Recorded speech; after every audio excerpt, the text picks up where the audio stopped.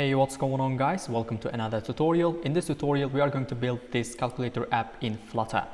So this is a basic calculator that does basic math. As you can see, we can do some math just like that, or we can delete numbers one by one, or we can clear everything. You can find the percentage of a number and things like that. So we are going to build this calculator app and try to add as many functionalities as possible. And then after that you can work on it and improve that to your preference. All right, by the way, you can find the source code for this calculator in the description. I'll leave the link there. So let's get started.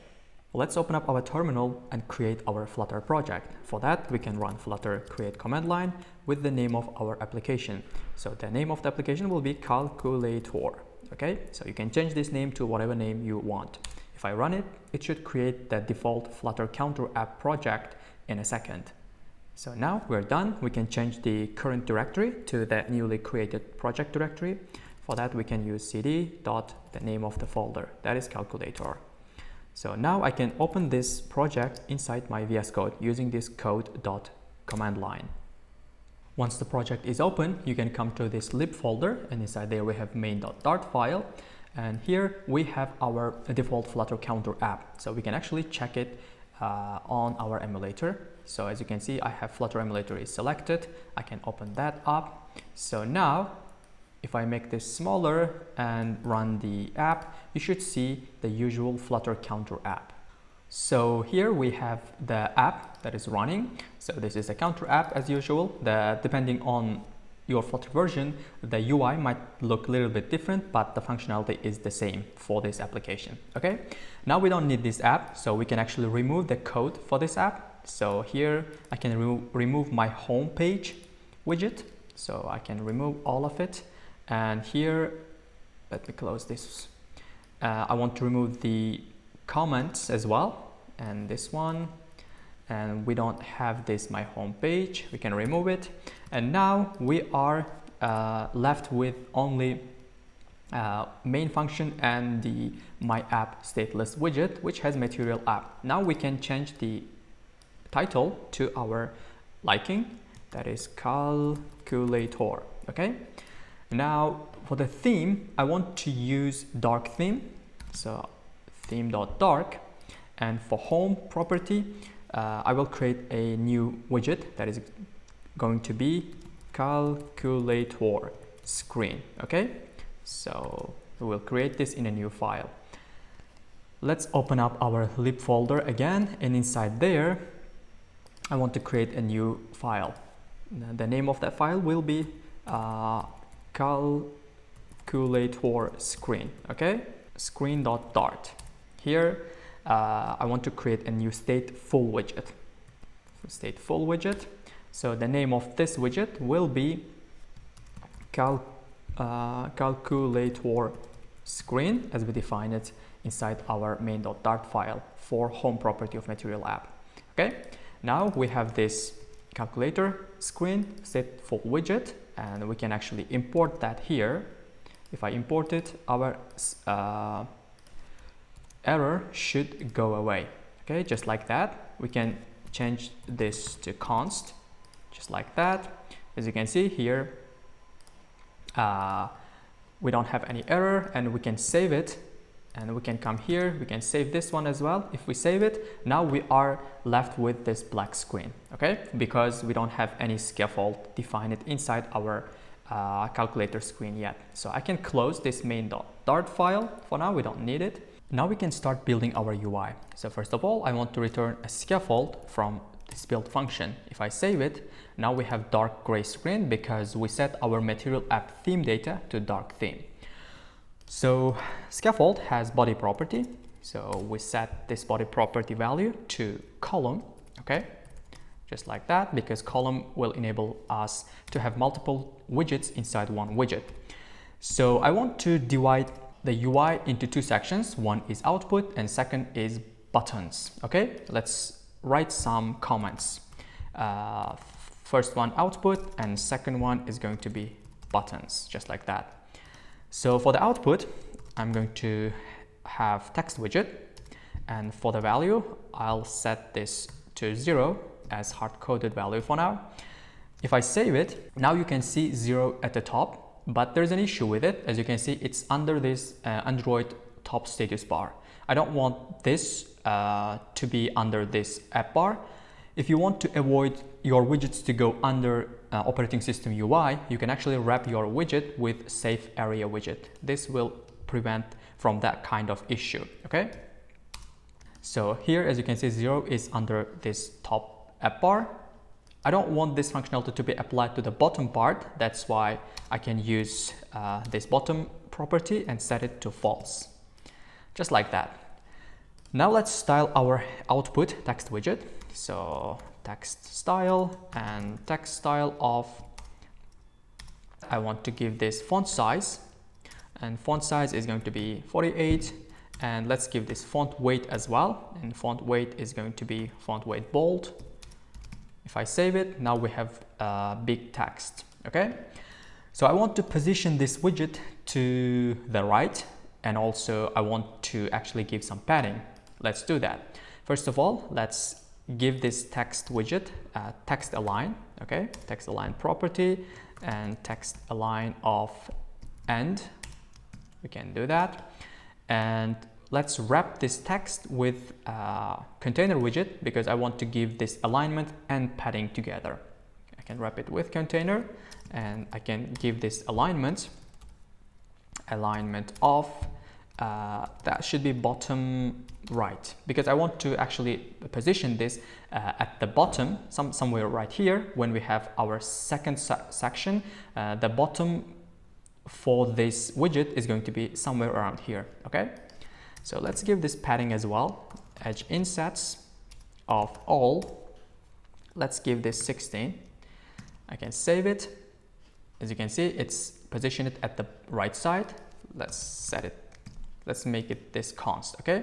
Let's make this text style const as well, just like that.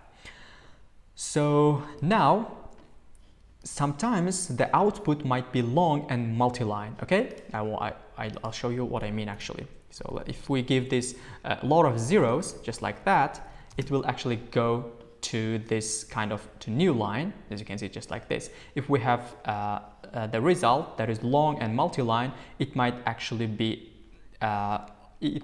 overflow. We want to avoid from that kind of issue, and we want to make this output section to be scrollable, okay?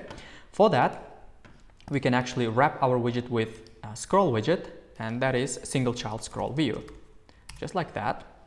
And if you are using scroll view widget, you want to wrap your widget with expanded or flexible, because this actually requires some size when it's used inside column or row, okay? You can wrap it with widget, and that is going to be expanded, just like that, okay? And also we want our output area to take up as much space as possible.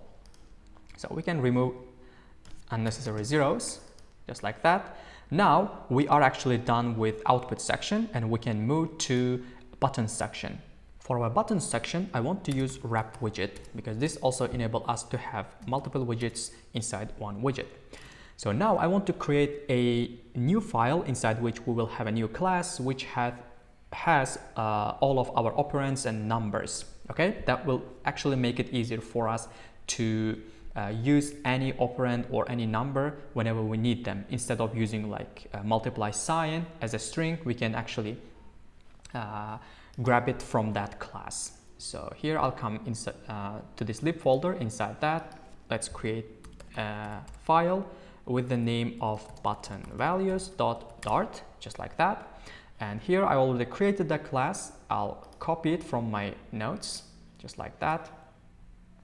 I copy it and paste it here, and now I'll explain it. So here, as you can see, this is a btn class, and inside that we have all of our operands, divide, multiply, add, subtract, all of them, and numbers as well. This will be our button values, and here is a list of button values, and these are actually ordered at the correct order for our exact use case. Now you'll actually see what I mean when we display them here on the UI. I can save it and I can close this file. So here we can use our btn class and btn dot button values. This is a list. This is coming from here, and we can actually map through that. And for each value here that coming from this button values list, we can create a new widget. Okay, so for now we can return our method. We'll create a new method. The name of the method will be build button. Okay, and we pass our value to that method. So let's actually change this to list, because this is just iterable. When we map through it and return values, it will be iterable, not list. But this children actually accepts list only. So now we need to create our build button method, and I'll come down here, and here I'll create a new method or function, and from this I'll return a widget. So for now, let's return text so that we can see what we are returning from this. And if I save it, as you can see at the bottom, we have this list of string button values. All of them are stacked together at the bottom. So now let's design it a little bit so that we can see them properly. So let's wrap this build button with a sized box. Let's give each button a sized box, just like that, and save it. And we can give this first width, not like that, width and height. Okay, so both of these properties is going to be dynamic. So I actually get a screen size first of all, because I want to make the button value to be responsive, not button value, button size to be responsive based on the UI. So we can actually get screen size by using media query, just like that, media query, just like that. Okay, and of context and size. This will give us screen size. Okay, now we can actually not screen but size. We can use this screen size whenever we need them. So first of all, we use it here, screen size dot width, screen width, and I want to place 4 buttons per row. Okay, I can divide it, and for the screen height, I'll use screen size width, but I want to divide it by 5, not 4. Okay, so as you can see, we have screen just like this. Now we can start designing each of our buttons. Before moving on to that, I have one quick question for you as a challenge. Here you can see this 0 is displayed at the top right, but if you come up here, we actually set the alignment to the bottom right. Why isn't this 0 being displayed at the bottom right but here? Because this section is taking up this whole space, and this is the height of it. What we wanted was to display this 0 here at the bottom right. Why is this the case? Please try to answer this question in the comment section. Pause the video, write your comment before I'll show you the exact answer. I hope you figured that out pretty easily. So the reason is because we have this reverse property of this single child scroll view. If we set this to true, and if I save it, now we have this 0 that is displayed at the bottom right. So by default, this single child scroll view actually starts to scroll from top. Okay, and the scroll view starts from top to bottom, and if you set this reverse to true, it starts from bottom to top. That is the theory here. That is why we have this 0 that is displayed at the top right. Okay, now we are done with it, and we can actually come here, build button method, and it's actually here created. So I want to make this just like that. And now we can actually design our buttons. First, let's wrap our text with center widget, because I want to make each value to be centered. Wrap it with center. If I save it, now each value, each string value is centered at the center of each button.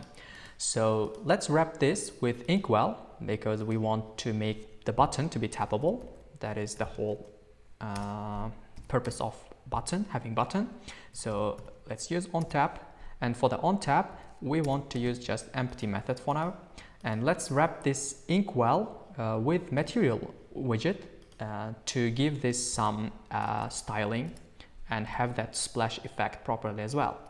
So for that we use shape property of material widget, and this takes outline input border, and this outline input border have border radius property. So for border radius I want to use border radius circular, and the value will be 100. If I save it, now we have buttons that are rounded just like that and have some border as well. Let's change border color to white actually. Border side, and for the border side it has a color property, and I want to use white color with a specific shade, and that is colors white of 24. This is the exact color I want to use, and make it const.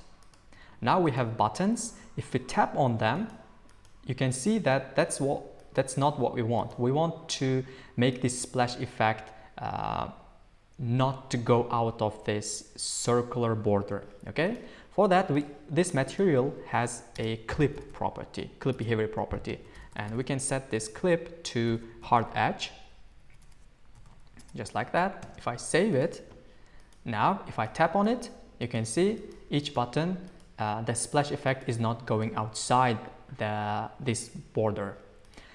So next thing what we want to do is to wrap this material app with padding, because we want to make each button to be separate from each other, to have some space between them. So we can wrap it with padding, and for the padding I can give, I think 4 should be enough, just like that.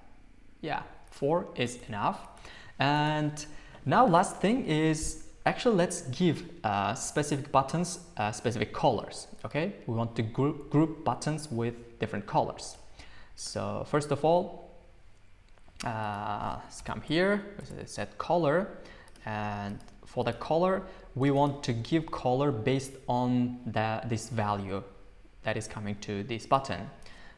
The first one will be these two, delete and clear buttons. So I can have list, and I can use btn class, the one we created earlier, and I can use delete, and the next one btn dot clear. This one, this is clear, and if you want to see what this is, actually if you forgot that, yeah, here, this one, clear, delete, all of them. We can actually easily use it with btn dot clear, delete, and things like that. Okay, that's why we created this btn class.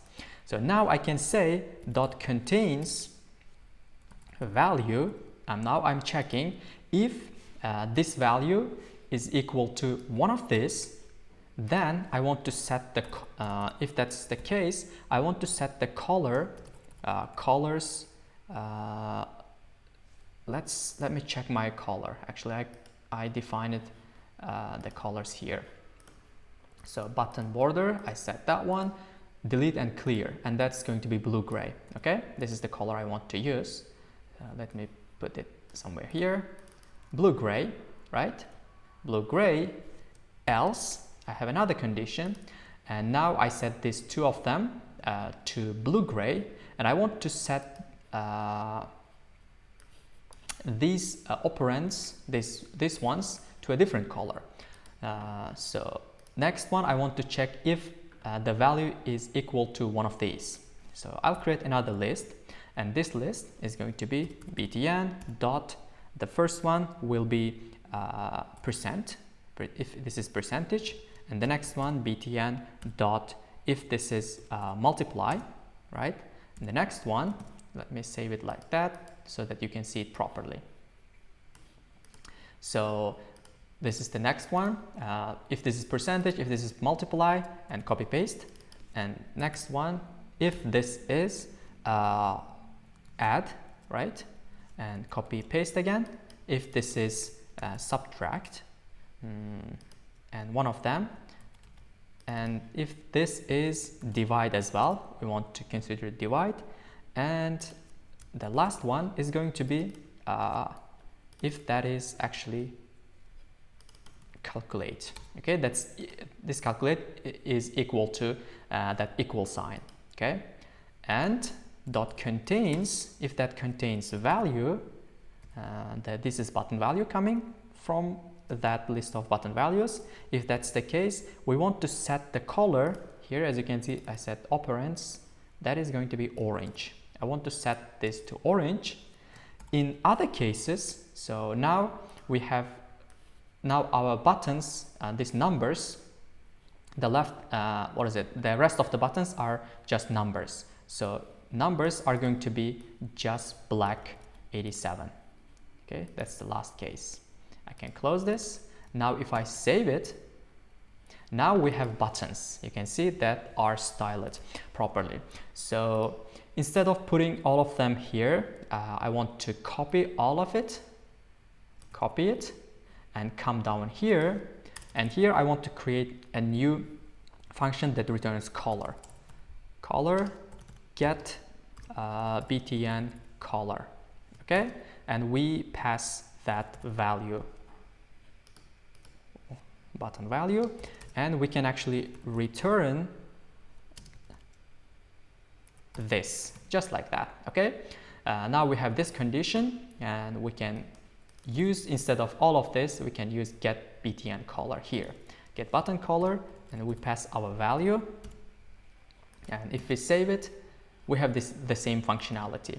Now there is something we do not want. Here we have some empty space. We don't want that. We actually want to fill up this space as well. So for that, I want to make this 0 bigger. I want this 0 to take up 2 button spaces. Okay, so for it we can come up here and change this button size. We'll put some condition here for the width. Okay, let's wrap it with this one, and I can check if this value, right, value equal to btn dot what was that? That was 0, right?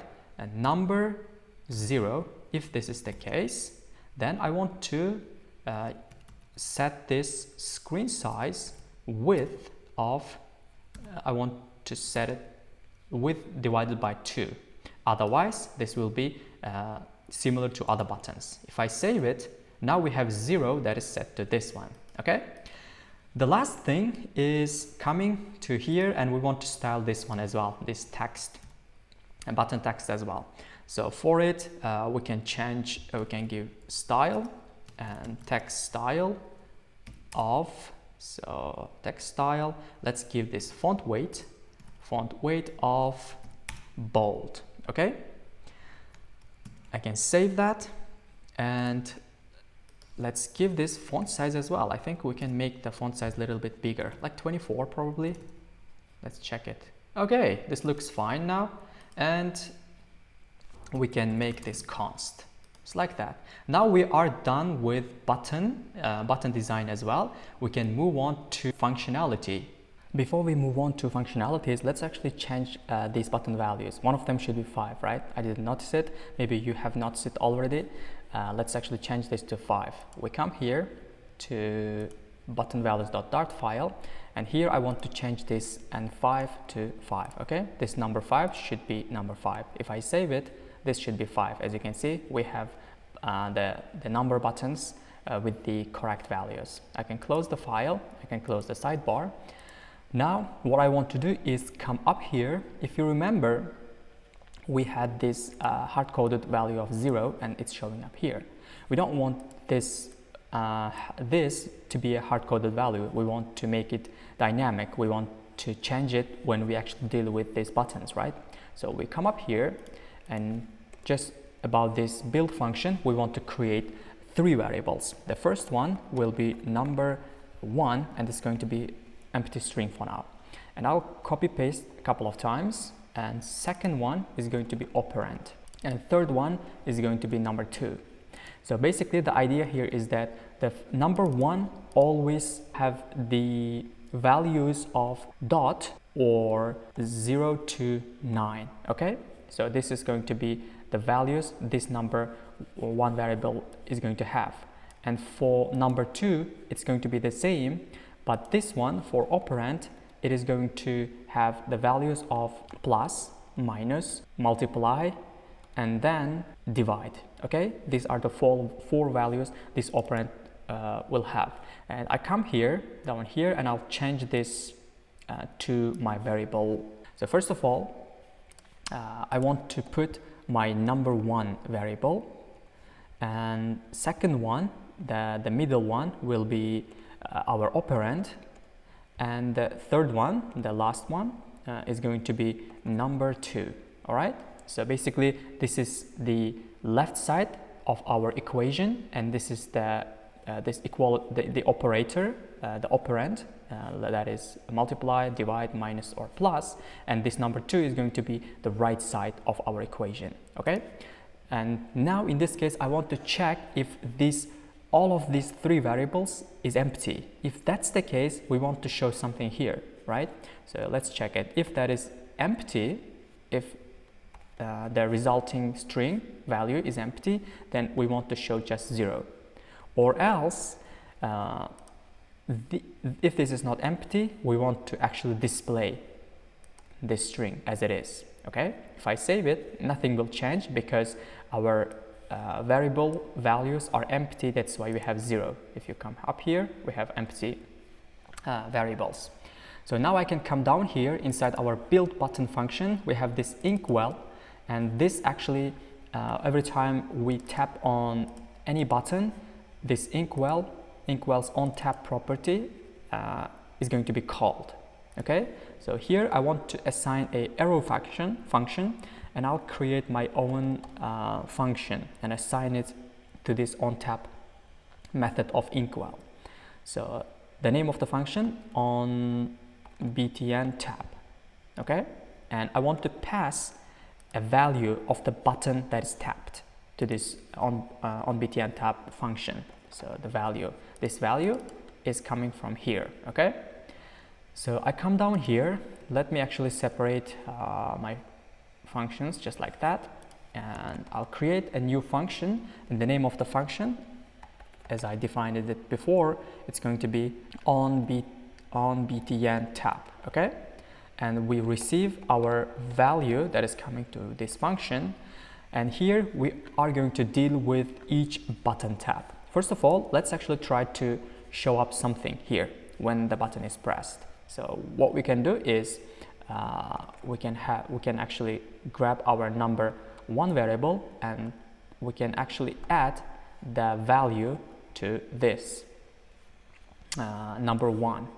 So I'll set the state, and inside this state I'll actually keep appending this coming value to this number 1, and this number 1, if you remember, we defined it above. Okay, now if I actually tap on any button, it is going to update this value. You can see that every button's value is showing up here, even delete and clear, everything. So we don't want to show up everything here as an output. We want to deal with some buttons differently, right? For example, we want to delete or clear things, or we want to calculate and something like that. By checking which button is pressed, we need to assign that value, that coming button value, to one of our 3 variables. If you remember, we have 3 variables, right? That is number 1, and the second one is operand, just like that, operand, and third one is number 2, right? So we have these 3 variables, and based on which button is pressed, we need to create a proper equation, just like that. So let's say number 1, and then operand, and then number 2. So this should look something like, let's say, just like that, and let's say plus, and not number 1, but this should be number 2. Number 2 should be something like, I don't know, just like that. Okay, we need to have some equation looking like this. All right, so for that, we can actually, first of all, we need to check if the tapped button is not a number. User taps on one of these buttons, we can actually deal with it inside this if statement. All right, so for that, I'll check first of all, if value not equal to is not equal to btn dot. Okay, I want to check if that's not dot, and also I want to check if that pressed button is actually not a number. So for that, we can actually use int try parse. We try to parse that value into integer. If it's parsable, then that's a number. If not, this try parse returns null. So we pass our value and we check if that is null. If this is the case, then this is not a number. So what we can do is we can actually deal with non-number button value inside our if statement. So here we need to have another if statement. So for this if statement, we need to check if our operand is not empty, right? Because we are not dealing with a number, we are dealing with a some of these buttons. That's why we need to check if our operand is not empty. And also we need to check if number two is not empty. All right, if this is the case, if our operand is not empty, and then if our number 2 is not empty, that means we already have this equation, proper equation, and we can calculate it. And before actually appending that operand, we want to calculate it and then append that value to our operand. Not append, but assign. All right. So here, what I want to do, I'll just make it to do for now and calculate the equation before, okay, assigning new operand, something like this. So we do it here, and after that, what we want to do is we need to assign that operand here.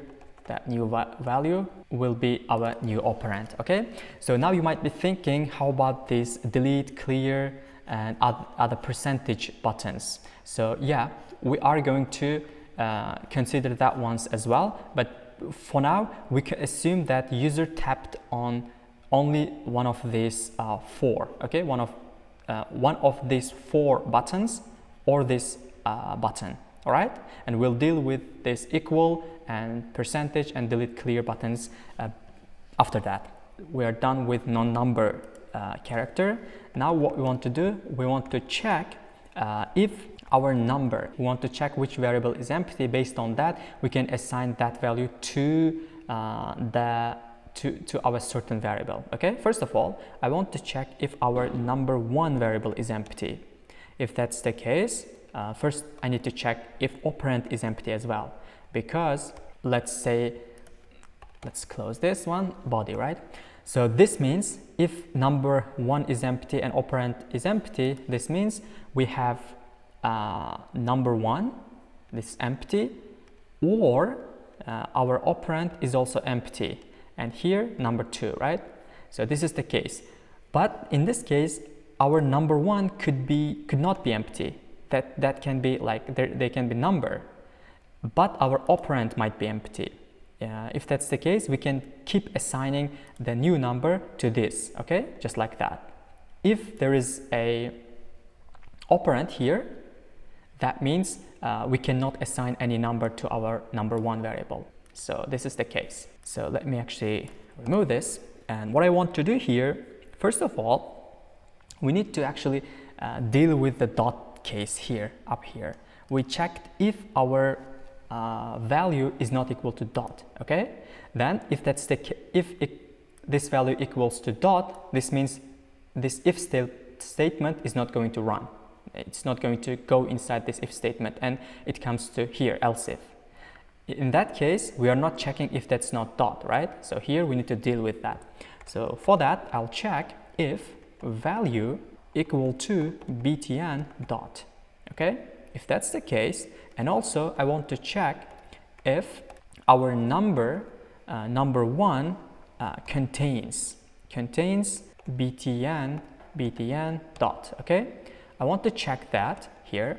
So if that's the case, let's say now we have that number 1, right? Number 1 might be something like 1.2, And this might be the case, right? If that's the case, we don't want to append another dot to this double value. We just want to return from this, okay? And then the next case, if, let's actually copy paste this and change it, okay? It's going to be similar. So we check if button equal to dot again, and we check for number 1. Let's check it. First of all, if number 1 is empty, let's check that one. Or we check if number 1 equal to btn dot.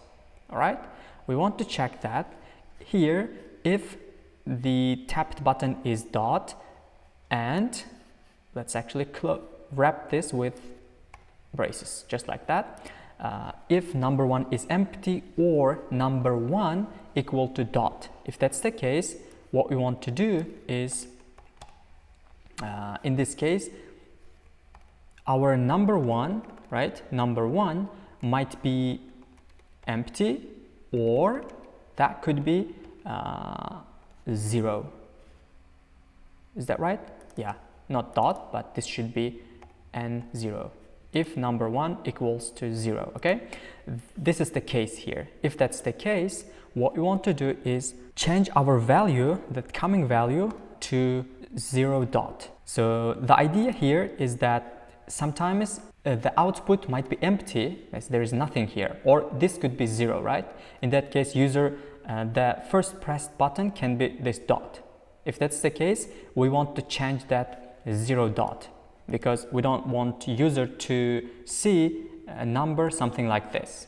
Okay, we want to not something just dot. Okay, that's not what we want. What we want to do is 0 dot, and we can keep assigning other numbers just like that. That's the case. Okay, all right, I hope you get the idea. So we deal with it. So now we are done with number 1, and we can. So at the end of this else if statement, what we want to do, after checking all of these 2 if statements, we can actually assign our number 1 a value of that coming value. All right, just like that. Now we are done with number 1 case. Okay, number 1. So if this is not the case, we want to deal with a number 2 case as well. So for that, I can just copy paste all of this, and I can come down here and paste it another else if statement. So for this one, what we want to do is check number 2. If number 2 is not empty, if that's the case, we want to check if operand is not empty as well, because if that's the case, it should actually assign the value to our number 1, right? So we check that if number 2 is empty or operand is not empty. That's the case. Again, we deal with dot case. And here what we want to do, change this to number 2, and then we want to change this number 2 again. We want to change this number 2, right? And this one stays the same, and we change this to number 2, and this 2 is going to be alike. All right, so this is the idea. And at the end of it, after checking all of it, we don't want this one. We can actually remove it, and we can just call that set state. After actually saving it, we can check our conditions. We cannot delete or clear anything yet, so that's why I just restart it. Okay, now let's try to check it. So if I tap on let's say 7, 8, just like that, as you can see, it keeps appending the number to our number 1 variable. And let's check it, check if that's actually working. I want to tap on this one. You can see it's working, right? So we can actually tap another button, another number. You can see that this is actually appending, right? I hope this is not too confusing for you. So actually, I want to write some comments for you so that this is actually clear for you. Here we can check, first of all, on this one. This is actually operand pressed, right? This is operand pressed. When this goes into this one, this means the operand is pressed. So we need to check if is operand and not dot. Okay, not like that, just like this, not dot. Okay, this is checking for that one. And for else if, I'll do it something like this and assign value to number1 variable. All right, this is for that case. And here we are checking, I'll say this is example. For this one, check if value is just like that. Okay, dot. And we can actually make it just like this. We check that one. For this one, this is understandable. I put it here, and we can make this example as well. And for the down part, for number2, it is similar. I'll put that one as well as a comment. So this is number2. All right, and let's check it. And this is dot case as well, just like this. Okay, now I think this is kind of a little bit clearer than before. And here for calculate case, we actually put our function, calculate function here when we created that function. All right, we are actually done with numbers, all of numbers, and dot as well. Okay, we dealt with dot case with all of black buttons. Black buttons are complete. When user taps on them, they work properly. And these 4 operators as well, right? Multiply, divide, minus, subtract, plus, right? This 4 and all of these black buttons. Now we need to deal with delete, clear, percentage, and calculate. So let's do that. So first of all, I actually want to take all of these functions, all of them here, okay? I want to copy them, and I'll create a new function here, and the name of the function will be append. Okay, append, let's say append value. All right, and it will take value as parameter. Let's make this string just like this, and I'll paste it here, the same functions, but I put it here inside one new function. Okay, and we can make it just like that, appends value to the end, let's say. So this one on btn tab will have other conditions. First of all, let's put our append value here so that it works as expected. Now let's check if this delete button is pressed. For that, we can check if value equal to btn delete, right? If that's the case, we want to deal with this delete case. So I can create a new function. The name of the function will be delete, and I can return from that. Once this delete button is pressed, we can delete 1 from this value and return. We don't want to do anything, right? So I'll create this function down here, and this is going to delete 1. I'll write a comment, delete 1 from the end, just like that. And it's void function. We can deal with this delete just with if statements. First, we need to check some conditions before we actually delete it. Let's check if number2 is empty. Is not empty actually. Let's check it. If number2 is not empty, we want to delete from this variable number2. All right. So for that, we can say number2 equal to number2 dot substring. We can get substring, and for the start, it will start from the beginning. And for the end, we can use the length of this number2 dot length minus 1. All right, this is going to subtract our variable. Let's say we have just like this, right? And when we assign this, when we use this substring, starting from 0 and ending at the right before the end, this will look our new number will look something like 1 2 3 2. Okay, this 1 3 will be gone. So this is the case. Now if this is not the case, if number2 is empty, then we need to check another case. Else if, now we want to check if our operand is not empty. We want to check that one. If operand is not empty, we just remove the operand. Okay, operand equals to just empty string. And the last case, else if. Okay, else if this is going to be for number 1, and we want to check number 1. Number 1 is not empty. If that's the case, I'll just copy this number 2 and come down here and change this to number 1, and then number 1, just like this. All right, so basically we want to keep checking from the end. This is number 2, we want to check it. If this is empty, we want to check operand. If that's empty, we want to check number 1, this one. All right, after checking all of it, we actually remove one number, one character from this output. So then at the end we just set state.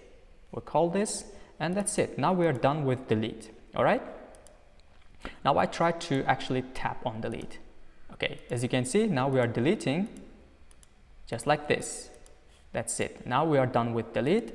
And the next case, I want to check if tapped button, if that value is equal to btn.clear.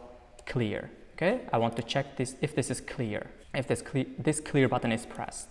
So in that case, I'll create another function that will be clear all, and I will return again, because after clear everything, we don't want to do anything else. We just return from this function.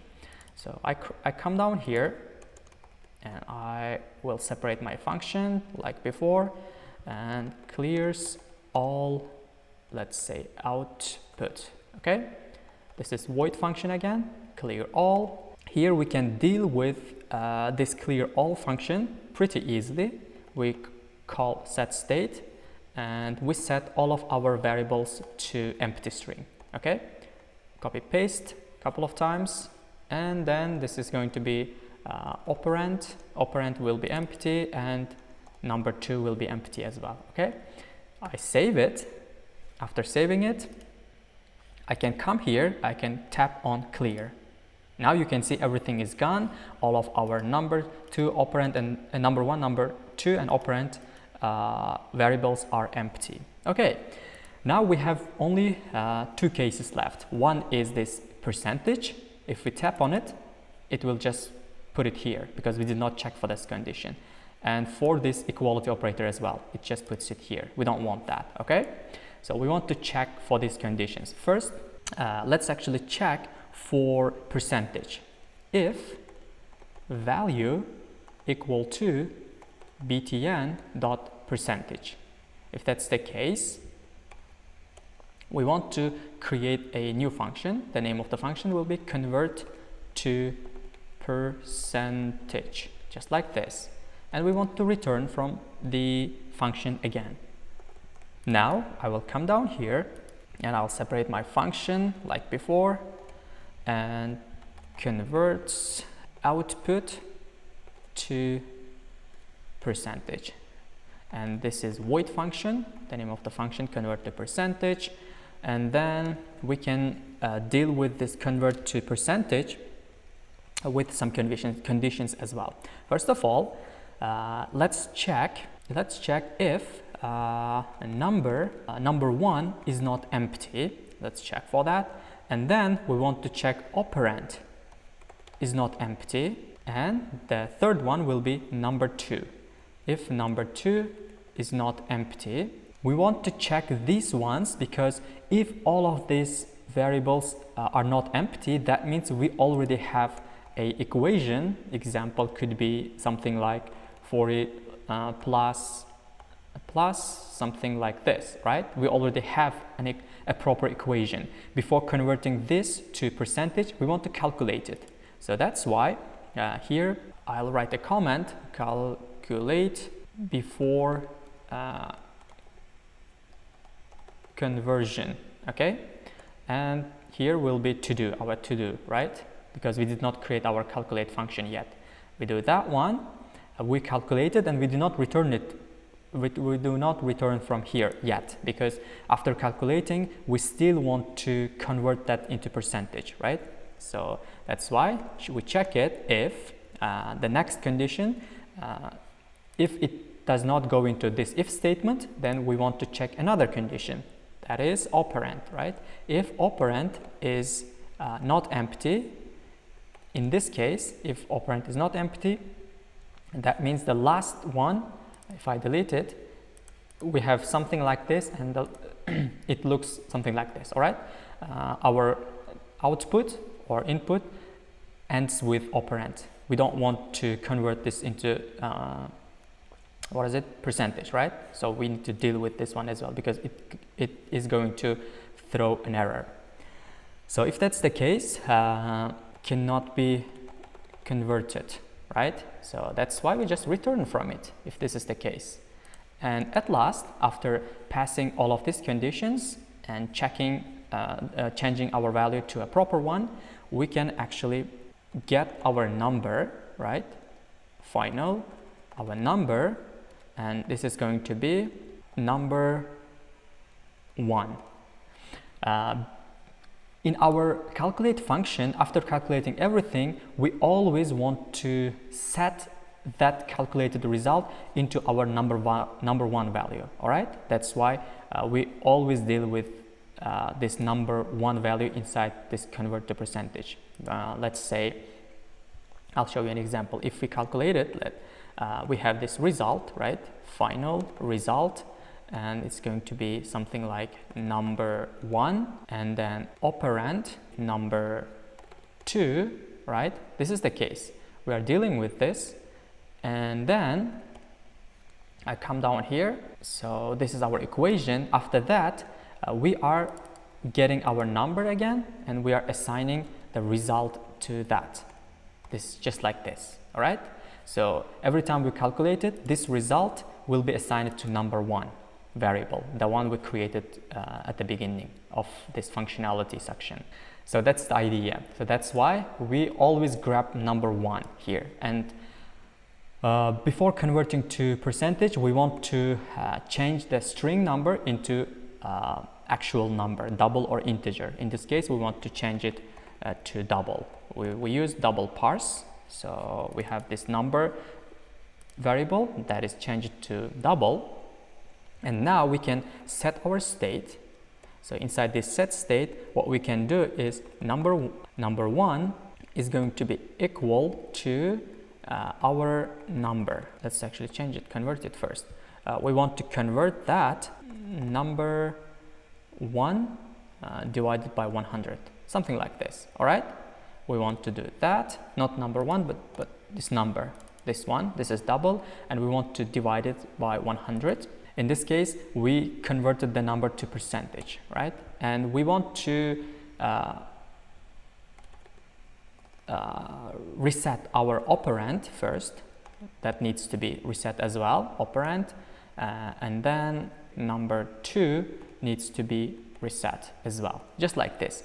After that, at the end of conversion, we have a variable we have the variable number 1 with the value, and the rest of the 2 variables will be empty again. All right, now we are done with convert to percentage. Okay, so I can actually remove these ones.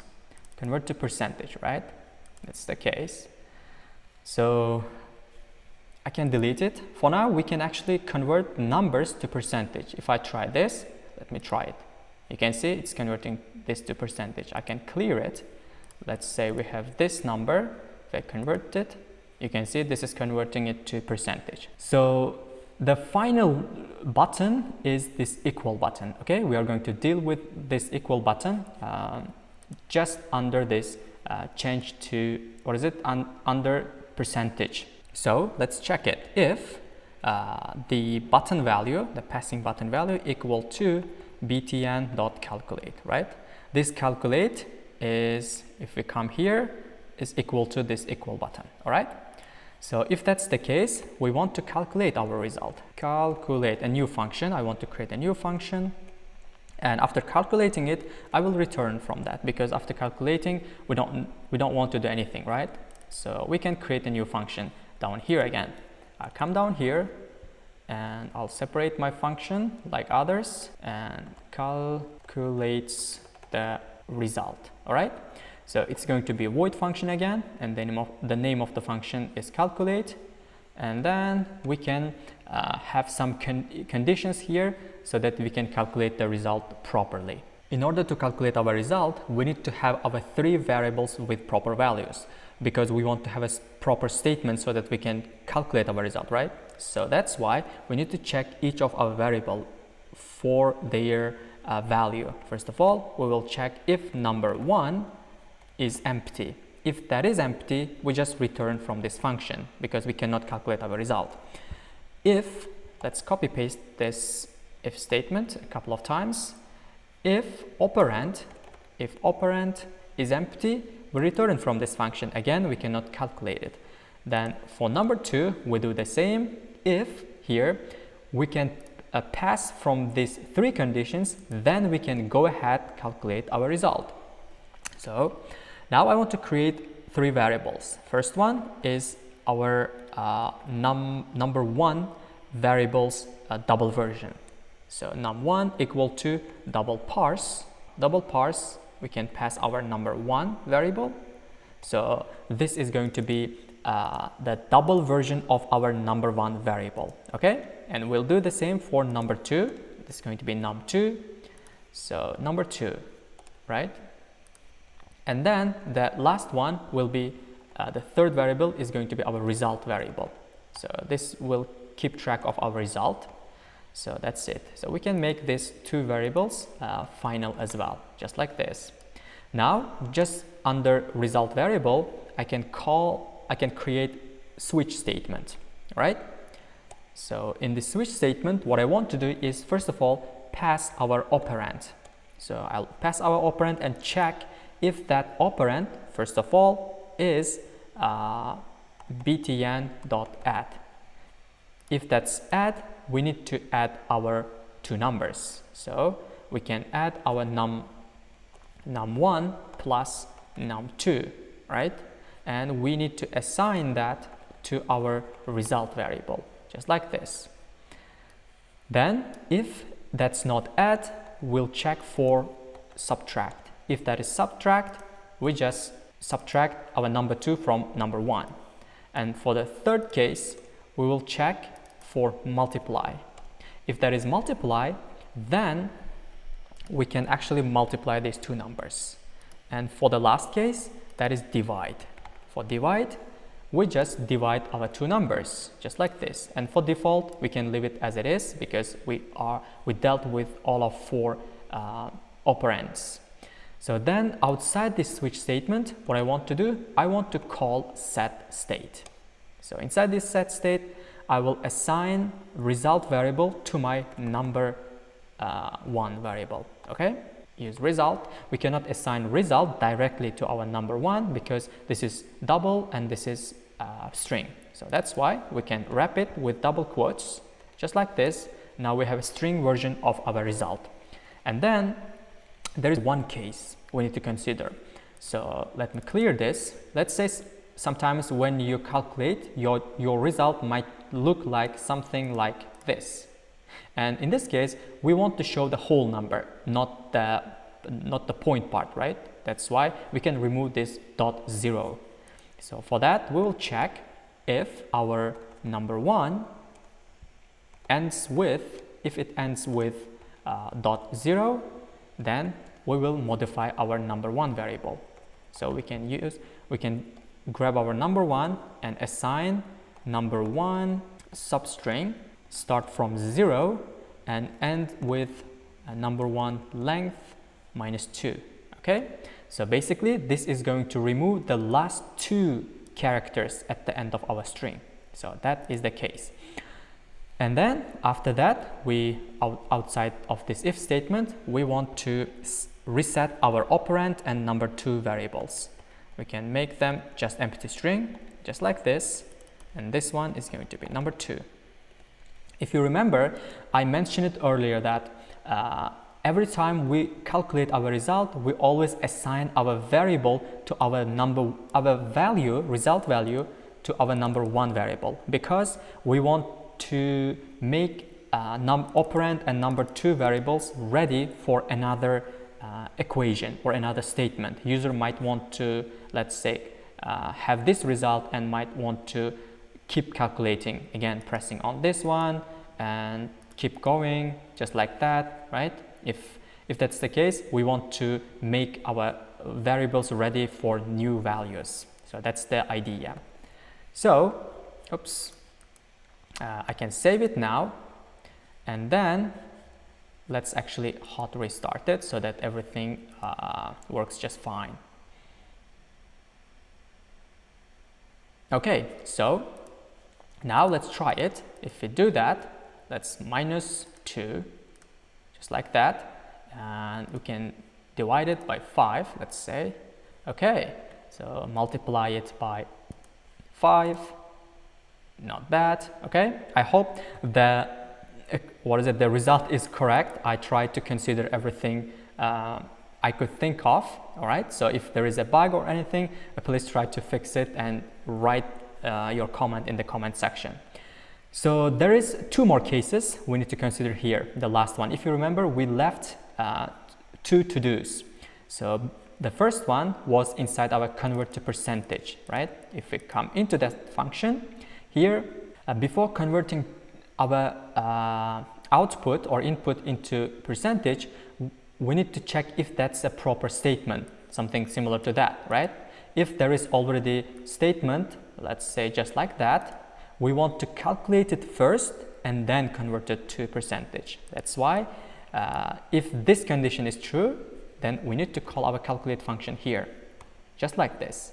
All right, I save it. Now if I try to tap on this percentage, it calculates the result and then creates a percentage. Okay, and there is another one to do left. So it was in append value.